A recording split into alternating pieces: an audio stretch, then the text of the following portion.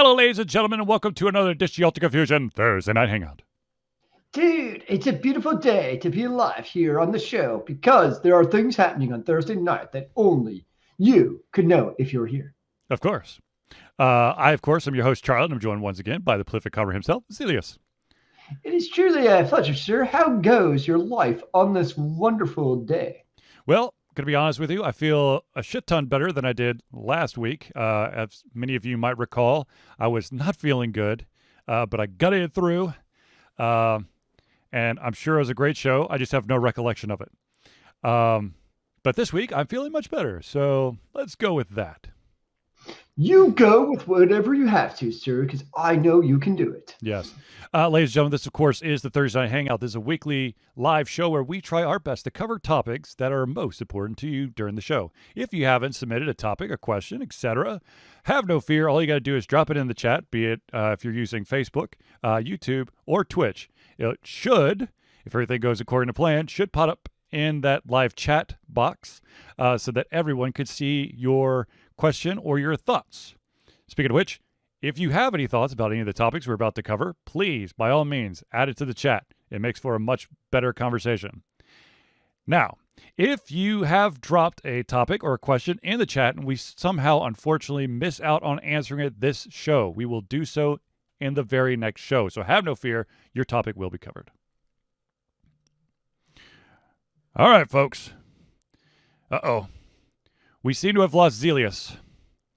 So this is going to be interesting. I will try my damnedest to talk while you get a really weird picture of Zealeus frozen. All right, so ladies and gentlemen, let's go with the sad news that most people already know. That is that there will be yet another day of, or another year of MomoCon not being there for us, guys. And it hurts my soul. It really hurts deep down in my soul to see that MomoCon is that we missed out on MomoCon 2020. Now we're missing out on MomoCon 2021. But then again, it is for safety reasons. They made a statement, I think like a couple weeks ago, but we've unfortunately not covered it. So I'm going to say the statement now.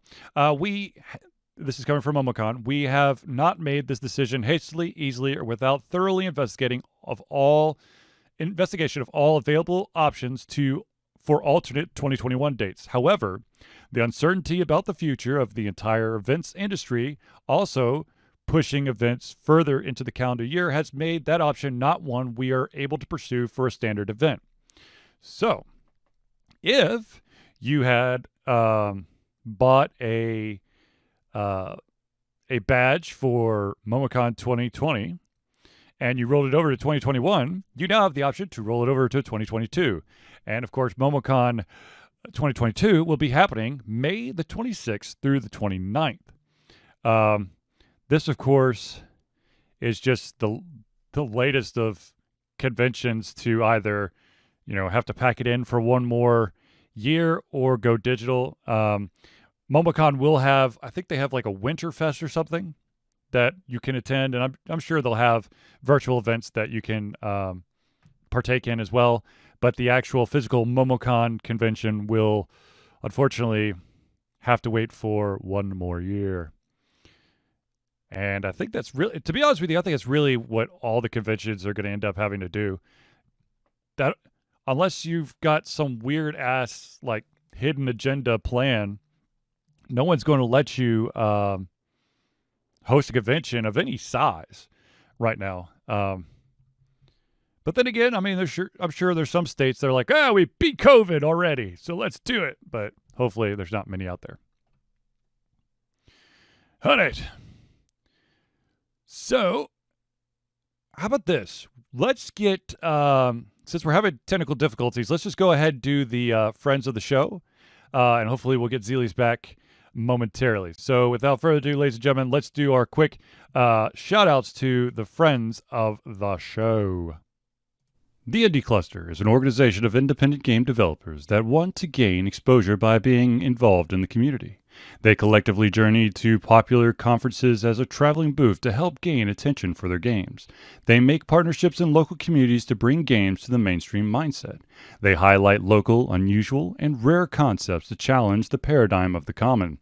They also host events to teach kids and minority groups about game development to hopefully one day enter the industry themselves. For more information, go to http:/indiecluster.com. Hero Chiropractic is a unique healthcare practice set up by Ryan Moore, the company's focus to elevate a patient's experience of freedom, creative expression, and joy. They believe that everyone can be a hero and has incredible heroic potential inside themselves waiting to be unleashed. Hero Chiropractic focuses on mobile chiropractic care in the greater Atlanta area. They are committed to healing clients by creating a plan of action uniquely suited for each person. They make that plan of action as convenient and affordable as possible, and most importantly, suited to your individual needs. For more information, go to www.herochiropractic.com. Nerdburger Games is the game design imprint of award-winning RPG designer Craig Campbell.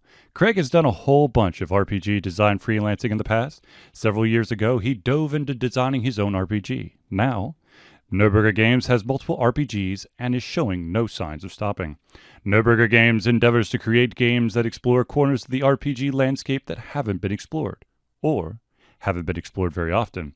These games forego dense gaming mechanics in favor of a lighter rule set that allow players to focus on telling fun, engaging, memorable stories. After yet another successful Kickstarter, their library has increased in size. Currently, the games that at least Zealeus and I have played are Capers, Die Laughing, Merzen Acquisitions, and of course, the soon-to-be-played Good Strong Hands. For more information, go to www.nerdburgergames.com. Battle & Brew is Atlanta's first and oldest gaming bar and restaurant. Opened in 2005, Battle & Brew had a very modest menu, a few beer taps, and focused heavily on gaming. Now, they have grown to encompass so much more. They pioneered geek trivia in Atlanta and remain the hardest trivia in town. They have upgraded the menu from only a few items to all your bar favorites, and some soon-to-be favorites. They've expanded the gaming and kept everything top of the line. They've taken a good place and made it a great place. A place where the staff listens to your desires and suggestions. A place where you and your friends feel like you're at home. A place where everyone knows your game. For more information about Battle & Brew, go to www.battleandbrew.com. And look who we found while we were doing our Friends of the Show reel. As some people would say, look what the cat dragged in. Ha ha ha. In this case, it probably was his cat. Anyways, while Zealeus was away, I just, I briefly mentioned the fact that MomoCon will have to wait for another year. It's not going to happen until May 26th through the 29th, 2022. Yes. Yeah, we got the announcement this week too that our annual World's Robotics competition was also canceled. Bastards. Unfortunately, as we continue to move into the later stages of 2021, we could still be saddened, but I don't think anyone is shocked or surprised when a large gatherings of people, such as a 60,000 Robotics or 50,000 for MomoCon, probably Dragon Con when it's coming up in August. Some of those we know are, but it will not surprise me at all when other events continue to have the hammer laid down on them, especially because many people still do not see the need to get a vaccine. And there's also, if you're under the age of 16, there's still also no exactly FDA-approved vaccine at the moment. So it's still the double whammy of still figuring out this crazy world we live in. Indeed. Now, I do want to... Zealeus brought up, Dragon Con and some other conventions. I do want to point out that in MomoCon's official statement, they're basically, I like how they put this. They said, due to the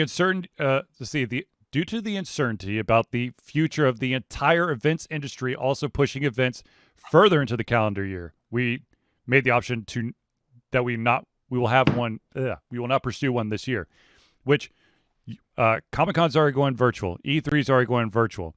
My money is that if you got like humongous conventions like that going virtual, if you can, push it back another year, because if the Giants are doing it, you're probably not going to be able to do it.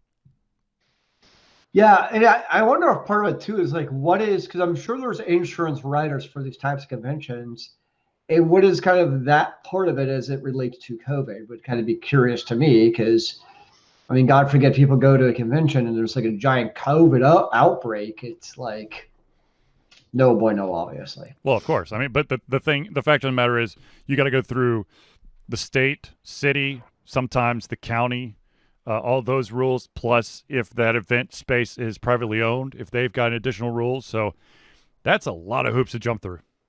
Yeah, no, for sure. Yeah. So, unfortunately, MomoCon, if you've got, like I said, if you had a badge for 2020 and you rolled over to 21, now you can roll it over to 22. Okay. So many rollovers. It's like a rollover wreck waiting to happen of conventions. All right, so ladies and gentlemen, the next topic is going to be handled by Zealeus, but I'm just going to give you a quick little refresher here just in case.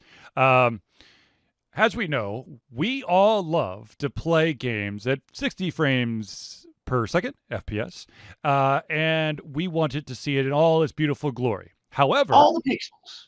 However, if you're playing Horizon Zero Dawn on anything but the PC, your frame rate is being capped at 30. Zealeus, give me your feelings. So my feelings are, as someone who's been playing Horizon Zero Dawn on the PS5, the game is freaking gorgeous, man. It's capped at 30 FPS, but it's still 4K gloriousness. And kind of, so I had posted a forum from Reddit on the Discord, and more so my gripe is I get wondering why is it capped at 30 FPS? We would all love to see 60. That I totally get, like wondering why. But then you have people who are like, no, as long as the game is capped at 30 FPS, it's not even worth playing. Unless it's in 4K, 60 FPS, that's the only true way to play a video game. And I just want to go smack that person upside the head and be like, are you actually serious? Like, are you that much of a gaming elitist that your game has to be? And there's a good chance a lot of these people wouldn't even notice. Exactly. All it is just like, ooh, it must have the bigger numbers because it's always better. Well, sometimes what matters is freaking gameplay. That no amount of FPS is going to overcome, or 4K versus 2K versus whatever. You've seen it in games like, for instance, Hades is a great example. The artistic style is great, but it's not going to blow you away with needing the latest, $800 video card. But the gameplay is so phenomenal that works great with the art style that doesn't have the latest and greatest crazy graphics or the 144 hertz of blowing away your monitor. So like somebody who wouldn't play a game just because it doesn't render above like 30 FPS or true 4K and all that stuff, it's like, are you crazy? Like, it blows my mind, literally. The thing is, I understand that everyone wants the latest and greatest, and so as soon as something can be done at 60 frames per second, then everything has to be done there. If something can be done at 40 or 4K resolution, everything's got to be 4. Like Zealeus said, the vast majority of the world is not going to be able to tell the difference. Okay, I mean, look, if you're doing a side-by-side compare, sure, there's probably noticeable difference. But if you're playing the game, you're not going to be like, oh, God, it's so ugly because it's 30 frames per second. It's still a freaking gorgeous game. There's a lot of freaking gorgeous games that may have a slower frame rate on one system or another, but is that solely the reason why you feel gypped? Not, the fact that the game is amazing, it's got shit tons of content to play with. You're stuck on, well, it's 2 pixels slower than the rest. Yeah, and a game like Horizon Zero Dawn specifically was basically rebuilt from the ground up for the PC port. It just wasn't a straight translation, so they re-optimized it for the PC. Mm-hmm. And there's a good chance that there's a reason it's capped at 30 FPS for the PS5 with how they rendered all the battles and all that stuff. And it's not just as simple as like, oh, dude, there's this one line of code, and all we have to do is uncomment that one line of code, and it magically has more than 30 FPS. If only If game only it was that development was easy. that simple. God, that'd be great if it was that easy. It's just like, it's a great game. And I get it. If you play the game, you don't like it, that's one thing. Like, okay, you give it a try, okay. But to just not even play it because it doesn't have the large digits you need for the FPS or the frame rate or whatever, I'm like, that, no. You're just, no. Here's the thing. As long as it doesn't appear choppy, I'm good to go. Yeah. If it looks like crap because of the frame rate, then yeah, I'm going to have a problem. But if it looks solid and it's got a lot of content to it, I'm not going to be, crying over the fact that I don't have as much FPS. Well, and that's the also kind of advantage of the PS5 is you're not going to lose, like you're not going to start losing frames, dropping down to like 10 FPS. It's got the horsepower to do your 4K at 30 without dropping the frames, which to give you pretty damn smooth gameplay. And also consider, like, when you have something like Reddit, that is very much the vocal minority of people who have 4K TVs that can run at 60 hertz. Not common. That is such a small market penetration right now where that's also not going to be their priority. I mean, they want to do it where possible because that's, the selling point of PS5. But at the same time, that market penetration is so small where there's other priorities right now than doing that, where it's going to be a high threshold of pain for the developer. Yeah, but unfortunately, the fact stands that there are that minorities out there, and once they start stirring up trouble, they're very vocal about it, and so everyone's going to be, going, that's interesting. I didn't think about that. I mean, a lot of people are still playing on, good old-fashioned HD 1080p TV at 30 FPS and just happy as could be. Yeah, I got no problem with that. Exactly. All right, so speaking of communities, there is a very popular streamer out there who, of course, famously got insta-banned from Twitch. No one still knows why, but Dr. Disrespect not only got banned from Twitch, but he got basically a lot of his sponsors removed. He wasn't allowed to join into the closed, big name streamer beta of Call of Duty Warzone. And now it's coming out that he was not allowed to partake in the Toronto Ultra tournament for Call of Duty Warzone. He was not allowed to do it. A lot of people think because the main streaming service or sponsor was Twitch. But that being said, it appears that Dr. Disrespect has some good news for all you fans out there, and that is that he will be allowed to compete in Call of Duty Warzone tournaments going forward. Why is that good news? Because a lot of people love Dr. Disrespect is very well known in the Call of Duty fan base.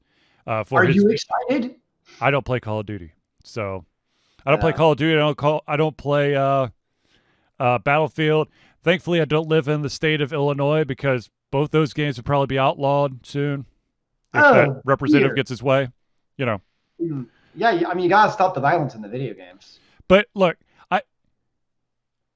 I understand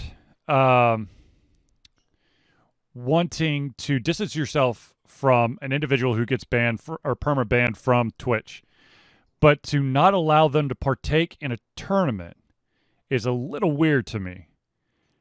And some people citing that the reason is because the tournament's being streamed through Twitch. That seems childish on someone's part.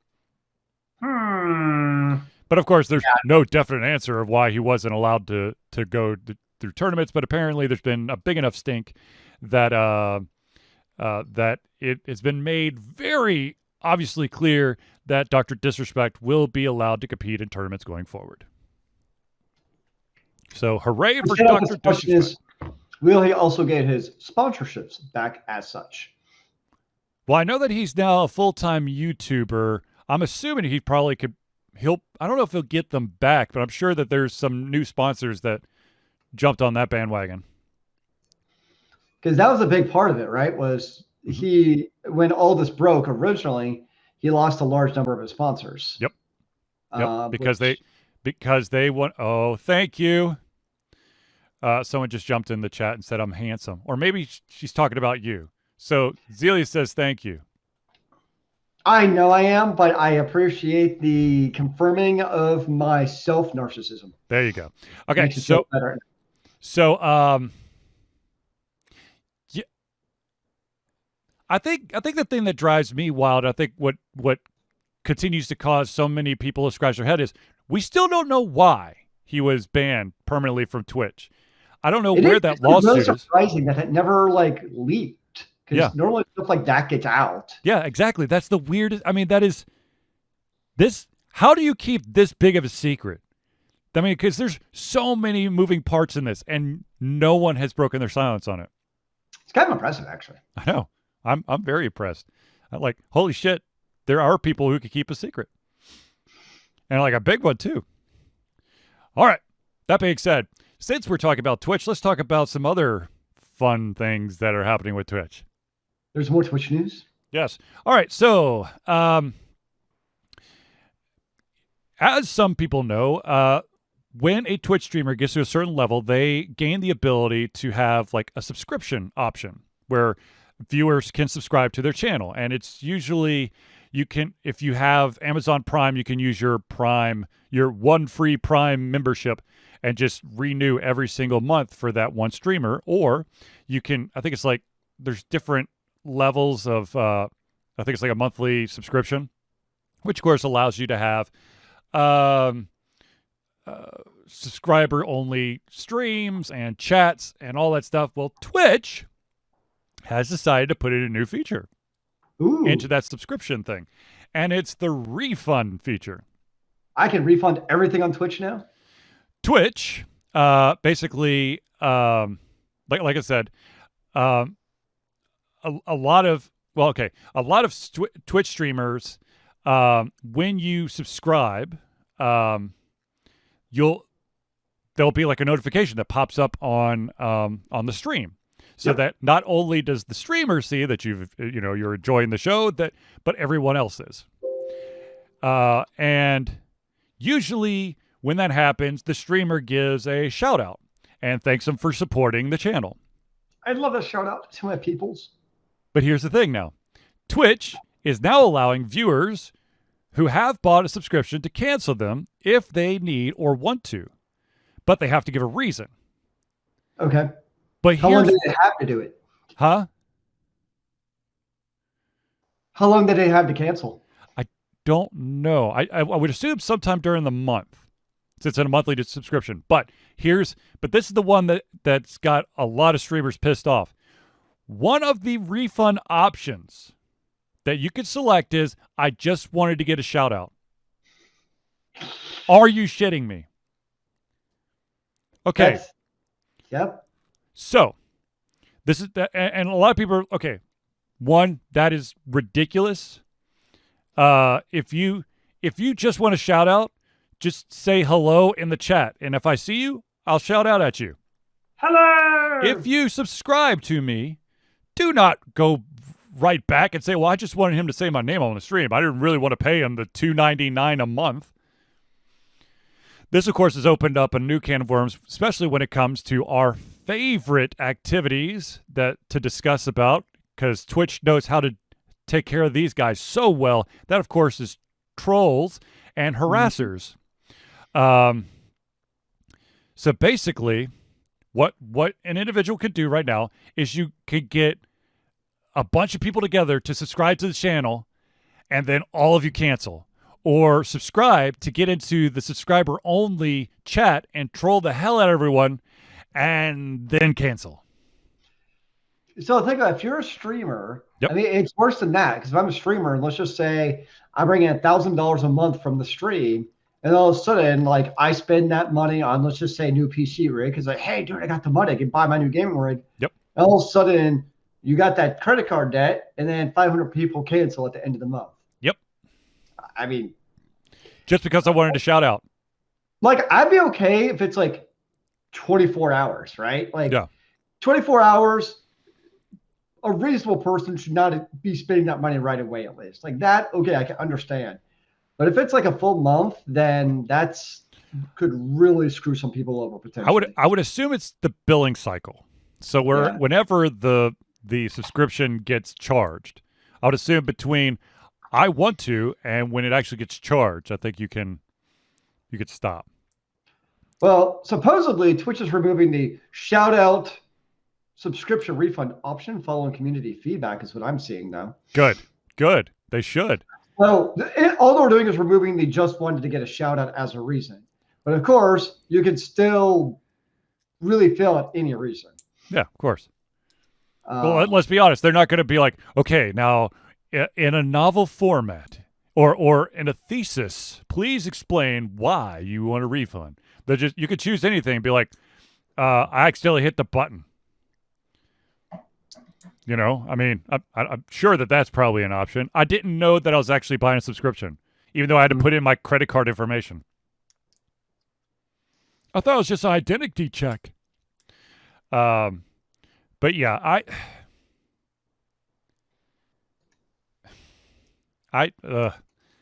look, I am of the opinion that if you subscribe to something, if you lock in for a subscription, and I want to preface this by saying I think it has to be.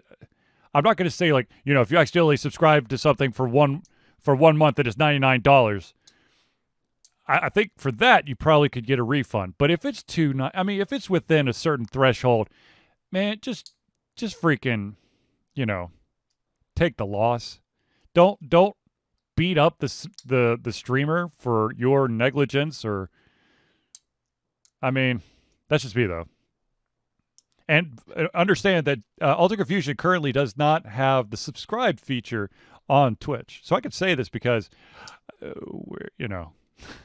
Well, it's like Twitch seems to continue to just jab at the actual streamers with all of their actions. Oh, absolutely.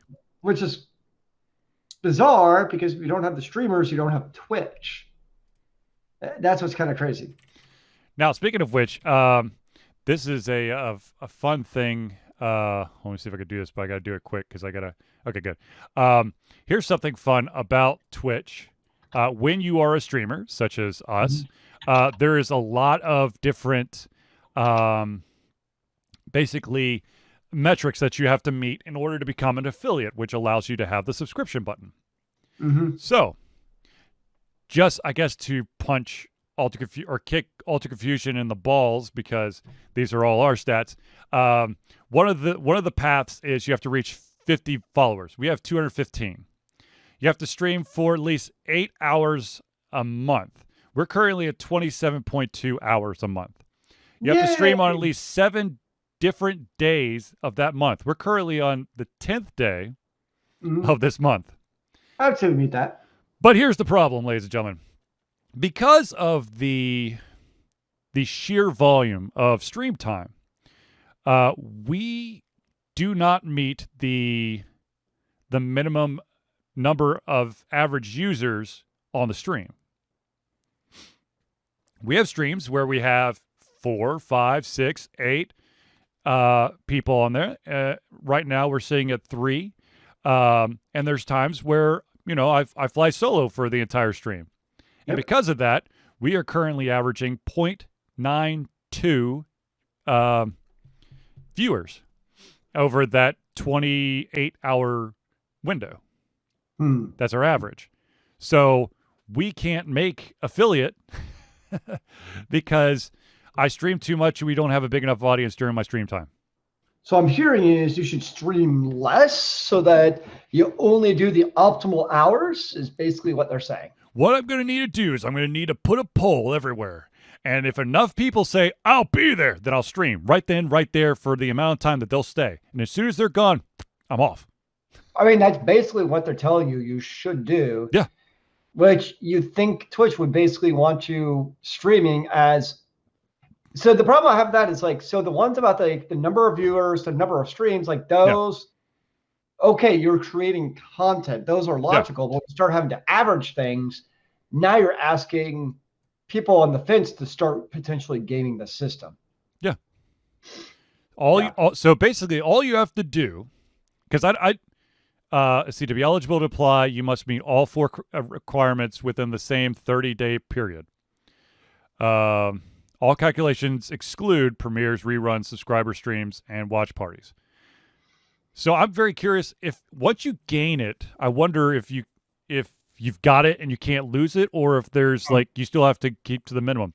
Because if all you gotta do is hit that, and then you don't have to worry about minimums anymore, then what I'm gonna do is I'm gonna find 4 people. And I'll be like, look, seriously, all you need to do is log into Twitch for, let's see here. I don't want to say, see, the problem is I don't know exactly how the average goes, because average of 3 viewers per 20 in the 27 concurrent viewership includes hosts and raids. You get 5 different VPNs on your computer. And each of the VPNs is a different, like, you have like Chrome going to one VPN, you have Brave going to another one, you have Opera, you got Safari. Firefox, yep, you got Netscape Navigator. Woo! You got the AOL web browser, man. Let's get them all. And you use some Tor clients, and boom, you game the system that way. Exactly. And I also like to point out that this one of my biggest gripes with Twitch is that as a stream owner, I have the option to do like an auto host, and there's a lot of people out there who have us as an auto host feature. Yeah, but it doesn't work. Like 9 out of 10 times, it doesn't actually, it's not like, for example, I think it was Whack Kid 47, but I think he changed his name. But let's just say Whack Kid 47. We had it set up where when he goes live, he shows up. And he's got it where when we go live, we show up, as long, of course, as he's not streaming. It didn't work in either way. So anyways, enough of my griping. Actually, let's gripe about one more thing when it comes to Twitch. And that, my friends, is Twitch has introduced a new way yet another way to kick creators in the balls. And this is called the brand safety score. This score is it's going to be used much like the demonetization process on YouTube. Oh, great. So, and this is straight from Twitch. We are exploring ways to improve the experience on Twitch for viewers and creators, including efforts to better match the appropriate ads to the right communities. User privacy is critical on Twitch, and as we refine this process, we will not pursue plans that compromise that priority. Nothing has launched yet, no personal information was shared, and we will keep our community informed of any updates along the way. So let's just give you a little more background.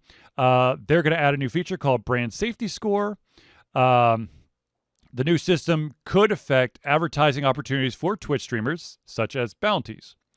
The new system will rate how brand-friendly each streamer is based on several factors. These factors are the streamer's age, the streamer's ban history, including the reasons for the suspensions, the streamer's relationship with Twitch, auto-mod and auto-mod levels, partnership status, the age rating of the game being played, if the stream is set to mature, and a manual rating by a Twitch staff member. That's intense. Yes. So I'm pretty sure, I don't know, like that potentially could whack a lot of streamers. It sounds like it's funny because they obviously haven't got their audio clip algorithm figured out, because people are still getting the copyright notifications left and right, as demonstrated by the whole snafu at TwitchCon. Yep. And yet now they're trying to do this, where it's going to be some other magic formula which probably is going to end up being more of a pain in the ass than it's going to actually. Like, so fundamental question is, what issue are they trying to fix with this? Like, what is the problem that they see as an issue with Twitch, and how is this solving that problem? My question is, how many advertisers are going, well, unless you make it so that our stuff only appears on specific channels. Yeah. I think the easiest solution, potentially, would be that as an advertiser, you have to set, you can either say, show my stuff, or show my stuff only on this type of channel. But, like, trying to make a judgment call of, well, it's for a truck, and so we don't view it as people who play, demolition derby. We don't think that that's a good match because you're destroying trucks, not trying to sell trucks. Like, it could be any reason. I hate systems that have, like, you can't argue. It's either you can get the ads, or your video can get money, or you can't. And they don't tell you, or you get demonetized, or you get a DMCA takedown, and no explanation as to why. And anyone can make a claim, and then you basically have to suck it because there's no way to appeal. So yeah. So what has Twitch done that's good in the last 6 months? Yeah. Are we still streaming, or did we get cut? No, we are. We're still streaming. I'm just kidding. But again, it still comes down to, what is the alternative to Twitch? Because truly, it's still, the fact of the matter is, Twitch is the big dog, and you have some on Facebook. Though Facebook, okay, so here's my problem with Facebook. If you want to use a multi-stream tool like Streamlabs OBS, which is what we use, it doesn't really allow you to do like an IRL option or a news option. You have to choose like a game option. And so this is so weird. So if you're watching us on Facebook, you will see that we are, we just lost the show here. My thing just bottomed out. Zealeus, you still with me? I'm still with you. Can you hear me? Yeah, I can hear you. Oh, there we go. Whether it's me or you, I couldn't tell. It's me. Okay. Anyways, what was I saying? Twitch. No. So Facebook. Labs. If you're watching this on Facebook, we're playing the game of news media because that's the only option we got. Well, and plus the advantage of using, at least for me, for Twitch. So, for instance, for our robotics, we use Twitch. So from that perspective, it's actually great because it doesn't require any counts. There's no random crap. It's just, here you go. Here's your Twitch video. So for doing some of that stuff, it actually still works out pretty well, to be honest. Yeah. So but a case like that, we are not looking to, we're obviously not selling anything. It's not a livelihood. We're just kind of showing a match or a video or a small-time streamer, it's fine. But yeah, when your livelihood rests on that, that really starts changing. Any decision they make has a potential to basically change somebody's livelihood for the better or for the worse. Agreed. Now, and that's what's tricky about streaming, is your livelihood is dependent on another platform. Yep, that's true. Not everyone could be Ninja, guys. Not everyone could be Ninja.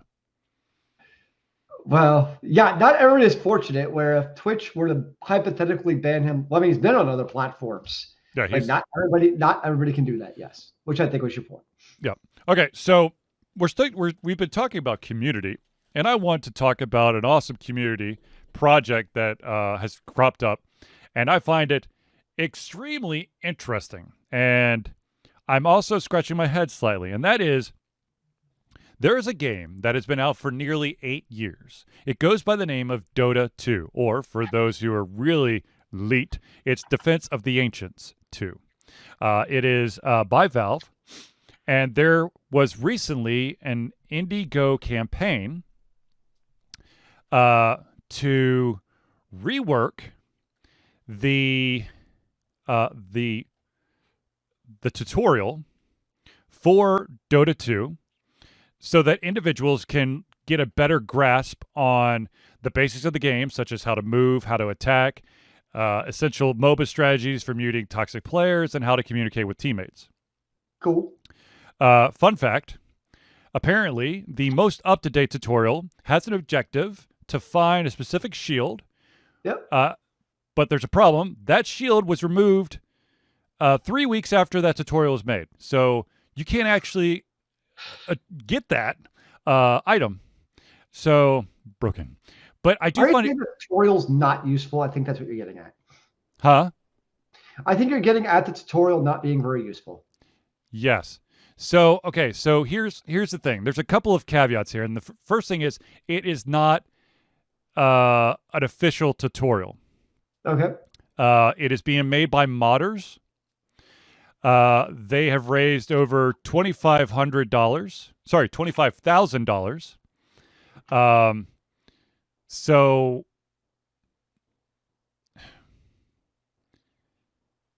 okay. I don't know. See, here's the thing. My question is Valve cool with this? Because how interactive is this tutorial going to be? Is it a mod that's added to the game that allows for, a specific piece? There's just so many questions I have. That's a great question. I don't know what the answer is. I mean, don't get me wrong. That's fantastic. That's phenomenal. You've got community members who care enough about a game that they raised a bunch of money to get a group of very skilled modders to redo a tutorial so that more people can get into it, and also maybe better teach, proper etiquette when it comes to MOBAs. Which is funny because you think for Valve, like allowing more players to access your game would give you a bigger player base, because Dota 2 is also huge.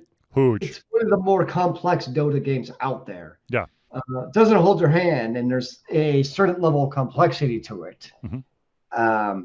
So from that perspective, you think you would want more of a tutorial because it is complex as far as MOBAs go. So that's what's kind of interesting, is how terrible the tutorial is when it's as complex as it is. So here's the thing. Here it's kind of twofold. One, I understand that when you're a developer, you want to put the most time into the actual product, the matches, the balancing and all that stuff, and the tutorial is an afterthought, unfortunately. I do also understand that when you're constantly having to update the game, the tutorial is not anywhere near the top of things that you want to keep updating. That being said, I think, to be honest with you, the vast majority of tutorials for online games, be it first-person shooters or Battle Royale or MOBAs, most of them are trash. And it's because they're like, oh, yeah, we should probably teach you something. So they teach you just something, and then you basically get thrown into the deep end and hope you could swim. I personally, this is my belief, if you have, okay, here's my gripe with about every single Battle Royale game out there, almost all of them. The vast majority of them that have a tutorial, where you have a laundry list of characters that you could choose. Each one has different abilities. If you give me a tutorial where I can only learn the basics of the game with one of those 6 or 7 different characters, that is crap. You should allow me, because I may not be, the heavy grunt in your face type of person. I might be more of, like the stealthy or long range or flanking type of character. But the only way that I can learn how to play that is by getting my ass handed to me match after match after match so I can iron out the kinks? I think not. No, I mean, that's part of really the purpose of using the tutorial in that case is just to get the basic mechanics of, like, you have 3 skills. Here's your move around. Here's what an enemy looks like. I mean, that's really what the tutorial is. From there, but when you have different skills, I want to know what these skills do. My suggestion then is go to a practice match against enemies, not humans. But some games don't allow that. Some games it's either play the tutorial with this one character or you got to play a live match. They don't give you the CPU option. Well, you know, sink or swim. And that's why I don't play a lot of the games. I don't play Fortnite. I don't play Apex Legends. And the game I was really getting at was Apex Legends. I got so pissed. I was like, this looks so freaking awesome. You haven't got it for the Switch yet? No, God, no. What the hell? No. It just came out. It'd be a perfect time to play. You can play with all the noobs. Yeah. No, thank you. I'm spending my time in Legends of Runeterra. How's that going? Not bad. I think I've finally... The latest release kind of threw me for a loop, and I'm kind of finally getting my footing. I will make... Well, I'm pretty sure that viewer is gone. I will make I will make an admission. I accidentally fell down the dark hole that I've been trying to avoid for a long time when it comes to Legends of Runeterra. Zealeus, any guesses? I can't begin to tell you. Zealeus, do you see? You started buy stuff, microtransactions. No, well, I've done microtransactions before. Zealeus, do you see what's in my hand? I actually don't. Oh, you got it on your phone finally. Yes. So now you can play it in the bathroom. Yes, and I'd like to thank Dr. Ryan Moore for that. How is it when you're sitting in the bathroom on your cell phone playing Legends of Runeterra versus on the actual desktop? Okay, in a glorious 720 screen? It's not. You know, I'm going to be totally honest with you. It's not really that bad. It's a little bit. I wish the screen was a little bit bigger. But I don't have any real complaints about like the game flow or the look of the game. It's pretty simple. Basically, when you start every single round, your cards are kind of off to the side, and when you tap them, they kind of go like center stage, so you could see them and you can hit them to get more information, or you could drag them into the playfield. So it works perfectly. But does it help though already understanding what your deck is? So like, for what I mean by that, if you're somebody who's never played before, it could be overwhelming. You really have to kind of look over and over at each card versus somebody like you who's played. You know immediately what those cards are. Does that kind of help having that familiarity with the cards? I think it doesn't hurt, but the fact of the matter is I've been playing these modes where I don't know what the cards are.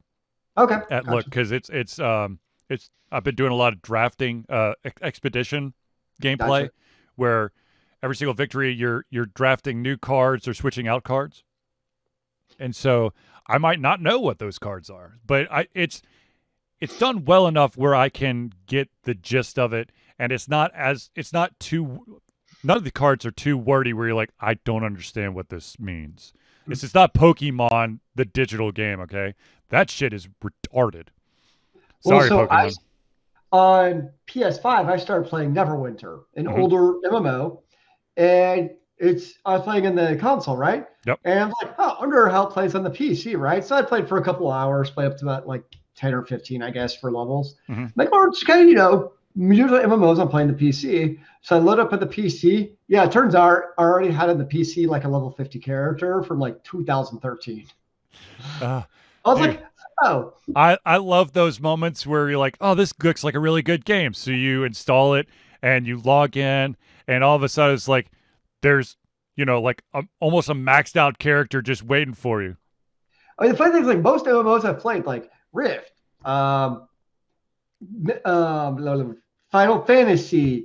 I played what's that? I played what's the really Black Desert Online. Usually I remember the games I played.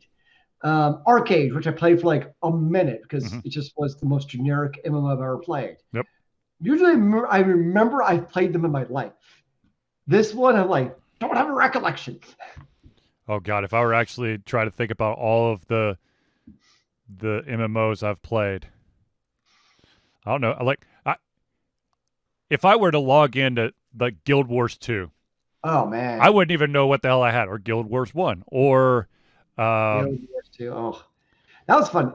Guild Wars 2 would actually be a decent console MMO because it's Yeah. that action-oriented style. Yep, that's true. But I mean, I don't even want to know what happened if I logged in a Lotro, which of course is Lord of the Rings Online for those kids out there. Still exists, man. I know it exists, but I don't know. Updates. I don't know what awaits me if I were to log in. Well, that's my problem. A couple of months ago, I actually logged in. I got a month of Final Fantasy 14, and I logged in with my character. I was like, I'm so lost. I have no idea what's going on with my life anymore. This is so many things. It's overwhelming. It's like information overload. Like at that point, I would almost have to start a new character at level 1, play up to a similar level what my character, my white mage is, to understand like where things are at the game now. But then would you switch over to that white mage, or you just keep going with the character that you've groomed? I mean, at that point, honestly, I'd probably just continue going with that character. Exactly. That's what happens to me. I'm like, oh crap, I don't know what the hell. I don't remember the keys or the hotkeys or the skills or whatever. So I'll just start from scratch, and then by the time I'm like, all right, I've got it now. I'm not going to jump over to what could potentially be uber awesome super dude, because I don't know. Because okay, so I have a really random question for you. Yes, sir. All right, so Final Fantasy VII. Like part 2 is coming out, right? Yep. Well, I've not played Final Fantasy VII, like the remake version, but apparently it's not 100% true to the original Final Fantasy VII remake. There's like little tweaks. Correct. So my question to you is, in part 2, is there a chance that a certain character doesn't actually die? No. Okay, you think it's 100%? That's a pivotal point. It's like let's Whovian it, okay? Okay. There are points in the timeline that can be changed, but there are also points in that timeline that cannot be changed, no matter what. So I actually saw a really interesting theory behind that, right? Okay. Which I thought was actually really cool. I'm like, I never played Final Fantasy VII, but we all know what happens, right? So don't say anything. It hurts my feelings. So Ares obviously dies, and people didn't know original, and so here's a theory, which I was like, that would actually be fascinating. So when you play through the gameplay, nobody dies. Well, like dies like they do in the original, right? Okay. But it turns out that basically there's a remake of the timeline. So you get to a certain point in the game where now you have to make a decision where basically if you don't clear off, like the more you like these characters, like live on who should have died, like the worse things will actually be. Like force you to make that choice. Like basically, that's messed up. why I started doing it. Like you have to make that choice now yourself. Dude, that's messed up. I know. I was just like, nope. That's a fascinating, because you basically, to your point of like the Whovian, you have to fix the timeline. Yeah. I was like, God, I don't know how you do that, but that'd be actually really cool. Dude, this would be like, oh my God, to play a game, to go through the entire game, and then on your second, your game plus mode, you have the option to keep characters who died in the storyline, but you're allowed to keep them, but bad shit will happen.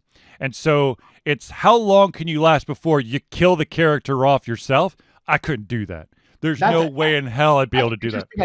Well, they're like, I mean, Mass Effect sort of did that, where there's certain missions where if you brought certain characters and they died, they were gone. Like they were dead. Yep. That's true.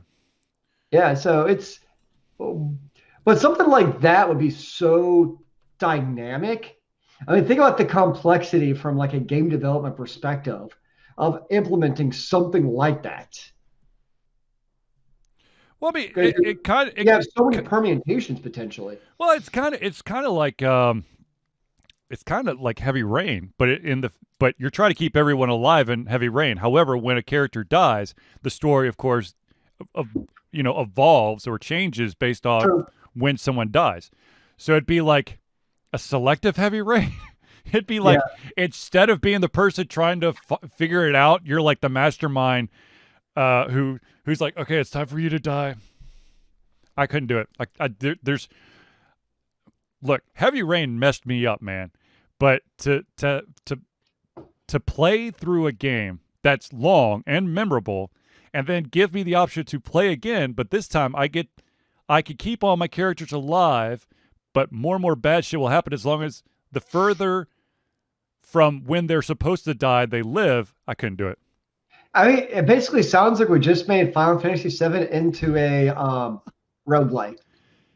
Oh God, no, I don't know. It's basically like literally what we just made is a Square Enix roguelike game. Probably, yeah. Yeah. Okay, so speaking of games here, there was a question that was asked of me, and I'm going to ask it to you, Zealeus, and anyone else who's in the audience. And that is, and this actually made me, I had to think about this, and this is, what is the first setting you change in any game when you first started up? Subtitles. Subtitles. Do you turn them on or off? Oh, they have to be on. Yeah, I do that. I think I do that more now than I did in the past, simply because of my job, where I'm a compliance and accessibility officer. So being able to read is good. Subtitles in video games are very much a need for me. I would say, yeah, definitely subtitles. It depends on if it's on console or PC. If it's on the PC, I want to try to get it max res. Okay. I would say potentially with a controller is inverted control or not inverted controls. Yeah. And I don't actually know which is which. It's just whatever works the way my brain works. But that's the funny thing. I go through this too, where there are certain games that the invert feels perfect, but then there are other games where it just feels completely wrong. And I don't know why. I can't, it's not like, oh yeah, I've always got to invert the Y. Some games I do, some games I don't.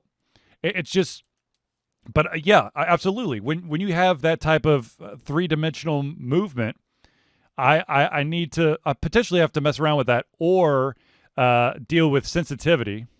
And the weird thing is, like, if you ask me today, if I press like the left joystick forward, does your character look up or down? I actually don't know the answer to that question. Like, I have to actually be like, let me go play a game and see, because it's just, if it feels right. Right. I don't really think about it. It just works or doesn't. So I don't even know which way is correct. I just have to sit down and try it and see like what works. Yeah. Like as soon as you ask me that question, I'm trying to think. I'm like, I don't know. But on the PC, 100%, I definitely look at the resolution. That is a very accurate statement, because most games like don't find it correctly for some reason. They default to a standard. Oh, you have a standard 540p monitor? Excellent, sir. Like, no. We're going to start the game off at 800 by 600. See how that goes.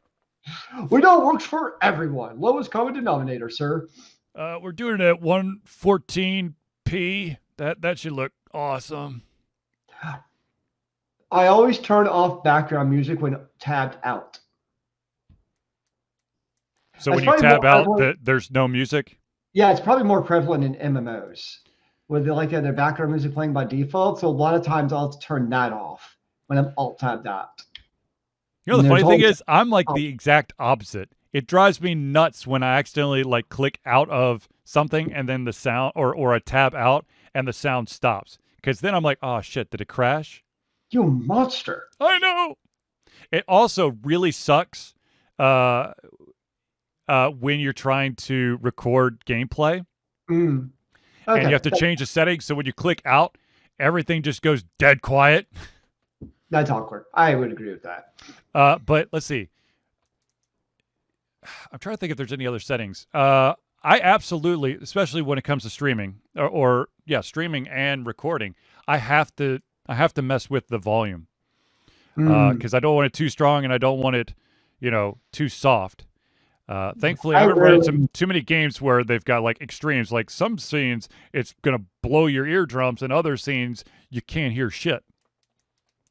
Yeah, I rarely mess with audio. The only time I mess with the audio is to like actually turn it off and leave only sound effects on, so I can play music in the background. And it's usually because the in-game audio is terrible.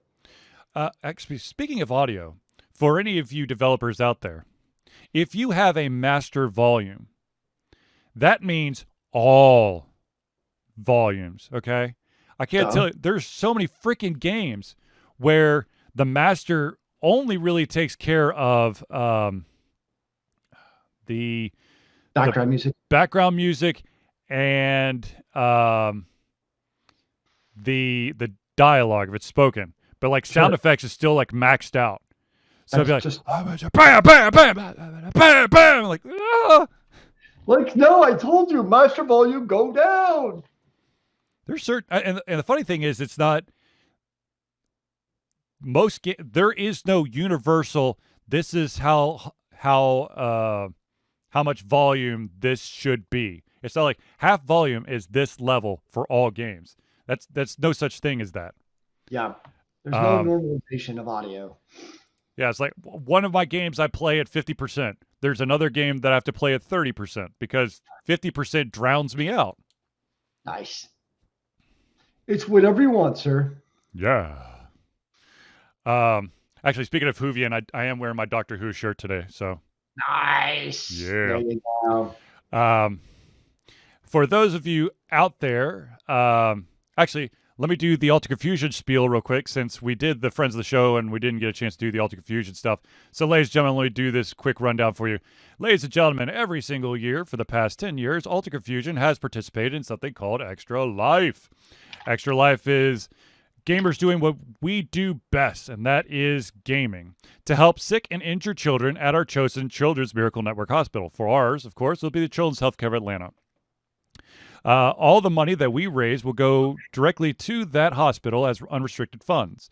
This means that the hospital decides where and how to spend the money to ensure the dollars we raise make the biggest impacts in the lives of the kids they treat. So, ladies and gentlemen, if you have the ability to do so, go to extra-life.org and search for Alter Confusion. You could donate from there, or if you're on Twitch, you could just go into the navigation bar below this video and click there. Or you can, of course, go to www.alteredconfusion.com, and it's in one of the bars on the website. You can do that as well. Yes. All right, ladies and gentlemen, let's also talk about the fact that Alter Confusion has a Patreon. Alter Confusion survives on the love and support of fans like you. So we have what's called a Patreon page.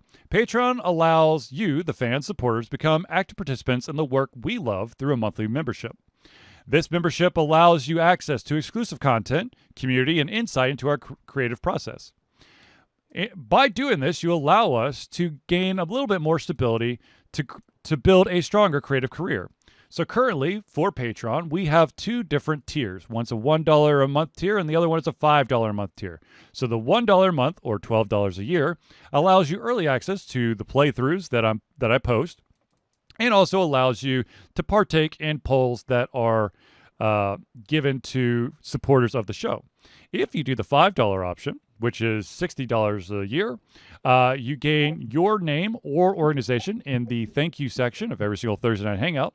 You, of course, gain the early access to all the playthroughs, and, of course, once again, you get to partake in polls to help shape Alter Confusion. Now, as for the playthroughs, I just finished Tales from the Borderlands. An awesome game, by the way. Awesome game. And I have to, and it is slowly being updated onto YouTube. It's slowly being released on YouTube. Of course, if you're a patron, you gain early access to that. So I think if you're a patron, you have the first 3 of 5 chapters available for you to watch today. Nice. Now, ladies and gentlemen, I know that there are a lot of people out there who want to help out Alter Confusion, maybe in a financial way, but you don't want to do a monthly subscription. You do have the option to do a one-time payment. It is through PayPal. All you got to do is go to either, if you're on twitch.tv/alterconfusion, there, once again, it's in that box below the video, or once again, you can go to www.alterconfusion.com. It's a donate now button. You click there, and it's a one-time donation to Alter Confusion. All the money that's raised by Alter Confusion goes into the Alter Confusion account, which is then used to help purchase new equipment, cover convention fees, and, of course, allow us to create new stuff for you or update software. So many things. We just want you in our hearts. Exactly. Now, ladies and gentlemen, of course, if you are in the mind to actually send something physical to Ultra Confusion, say a Funko Pop or a T-shirt or a mug or something like that, you can send or mail us, I should say, at 1551 Dunwoody, that's Dunwoody, Village Parkway. Number, this is super duper important, you have to have this number part, number 88276. That is the P.O. Box number. If you do not have that number, it will not get to us. Once again, the city is called Dunwoody, Dunwoody, Georgia 30338. I always get confused. Just how important is the P.O. Box, sir? Super duper duper duper duper important. Okay, then. Super important. So, yes, if you want to, by all means, I am regularly checking the P.O. Box now, so we can avoid the fiasco that occurred in the past. Speaking of which, I still need to do an unboxing of this. Hold on. You actually have a box to unbox? I'm so excited! I can't hide it! Da, da, da. Ooh. Oh, well, we know what it is. Yes. But didn't it come like inside of a box to hide it? What Funkos are actually in there? That's the question. Wait, why aren't you unboxing it? You want me to unbox it right now? Yeah. All right, let's do it. Ladies and gentlemen, an impromptu unboxing on Ultra Confusion Thursday Night Hangouts. Do you ever plan the unboxing? It seems like it's always just let's do it. I used to, for like the indie box, I used to do an actual video for it. Ah, yes. But once they kind of folded up, I didn't do many unboxing videos. Far away. Well, there's 6 of them. And I apparently opened the box upside down. So let's try this again. No, I just looked at them, and it's all the bottom of the Funko Pop boxes. So I don't know exactly. It's basically here, I'll show you. It's basically the whites of the bottom of the boxes.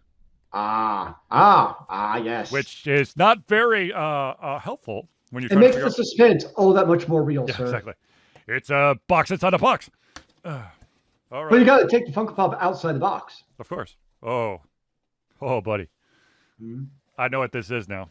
This, my friends, is the Luchador Collection from Marvel. Oh gosh, nice. So we have, let's see what we got here. We have, trying to be nice with these things. We have El Arachno, i.e. The Spider-Man. We have El Furioso. Oh. That would be the Hulk. Let's see what else we got here. We got El Chimichanga della Morte. Anyone want to take a guess which one this is? That's awesome. That'd be Deadpool. Let's try this one. How about El Animal Indestructible? Ooh. Also known as Wolverine. Roar, my adamantium is indestructible, sir. How about El Hero Invicto, also known as the Iron Man? And finally, he looks fake. El Venenoid, or Venom. Ah, that's original. Yep. So, ladies and gentlemen, if you want me to open up your box on any of our Thursday Night Hangouts or do an unboxing video, just, once again, send it to that address that I gave you, and we'll showcase it on the show. Nice. All right. For some crazy-ass reason, Zealeus, we've actually covered all of the topics for this week. Actually, we haven't, but I didn't want to. Let's just go real quick. The Bethesda merger with Microsoft has been finalized.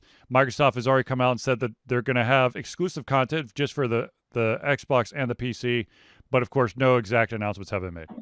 I mean, that's not surprising, honestly. No. I mean, big part of the reason PlayStation kicked Xbox's reason is the exclusives on the PlayStation. Yep. And you buy Bethesda for billions of dollars. Yep. I mean, Microsoft's best interest is to probably make them exclusives to try to incentivize people to purchase the Xbox. Agreed. So on one hand, it's like, stupid exclusives. On the other hand, it's like, yeah. Yeah. Makes sense. Well, especially it's like, because you still have the PC option. It's not like it's just exclusive to the console. So here's a crazy factoid about PCs. Mm-hmm. Now is like the worst time probably in the history to build a brand new gaming PC because of graphics cards. My graphics card that I got in 2017 for I think about $250. It went on sale today and people were excited for like $300. Yep, that sounds about right. So a couple of weeks ago, I started just for the hell of it, be like, I'm going to mine Ethereum with my graphics card just because why not? Yep. But after seeing the prices, I'm like, actually, you know what? I'm going to hold off on that because like if the mining kills my graphics card, I'm screwed. Yep. Yep. So I'm like, you know what? I make money off of it, but it's just not even worth the headache if I were to like fry it or something or overwork it or whatever. So no, it's like right now the market, and the sad thing is it's not going to probably recover for a year or two. Like it's not like there's an immediate turnaround on the horizon. Like this is a long-term situation for graphics cards. Yep. Why? I mean, which means it's also probably, if you're going to do PC versus console gaming, for at least if you care about the pixels, we'll put it that way. Now is actually a good time to be a console because part of what you're getting with that price is that graphics cards, which are really hard to come by for a reasonable price. Right. Yeah, exactly. I mean, but it's a trade-off. Then you got to get the proprietary hard drive. Amen to that, brother. Yeah. So Xbox already has theirs, and supposedly this summer, Sony's releasing their, or not releasing, but adding the firmware update to allow the external drive, external super fast, crazy drives. Yep. Now you can already hook up basically any USB drive for PS4 games. And if you want that super sweet sauce for PS5 games, that's where you got to get the new drive. The sweet sauce. Sweet sauce. All right, ladies and gentlemen, I think we've reached the end of our show. Unfortunately, I'm so sorry. But ladies and gentlemen, I do want to take this time to thank everyone for tuning into the Ultra Confusion Thursday Night Hangout. For myself, Charlie, and Zealeus, it's been a pleasure giving you everything on our heads, our mouths, and of course, our hearts. We'll be back next Thursday for another Ultra Confusion Thursday Night Hangout. Remember, kids, keep on gaming in the free world. Amen to that, brother.